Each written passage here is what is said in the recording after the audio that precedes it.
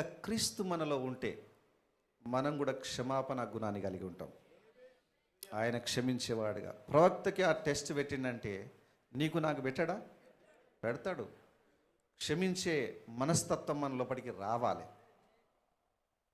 చిన్న తప్పు పెద్ద తప్పు ఏదైనా కానీ, చిన్నది కానీ పెద్దది కానీ, ఆ స్థితిలోకి వాళ్ళ క్షమాపణ, మనం క్షమించే మనస్తత్వం వచ్చేంత వరకు అది ఏ తప్పైనా కానీ ఆ విషయంలోకి మనం ఎదగాలి. మనం అసలు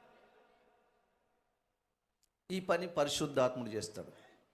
ఆయన నీ లోపట ఉంటే నీకు ద్వేషించాలని ఉంటుంది కానీ చేయలేవు. నువ్వు వాళ్ళని తిట్టాలని ఉంటుంది, చేయలేవు.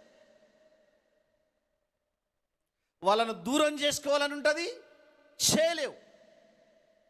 ఎందుకంటే మీరు ఆత్మానుసారంగా నడిపించబడితే మీరు ఏవి చేయాలనుకుంటారో అవి చేయకుందురు అన్నాడు ఆయన.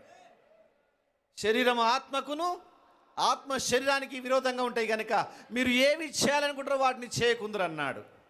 ఆత్మానుసారంగా ఉంటే, ఆత్మలో ఉంటే, ఒకవేళ నీవు ఒకరిని ద్వేషించి ఎలగొట్టాలనుకున్నప్పుడు నీవు అది చెయ్యవు. హల్లెలూయా.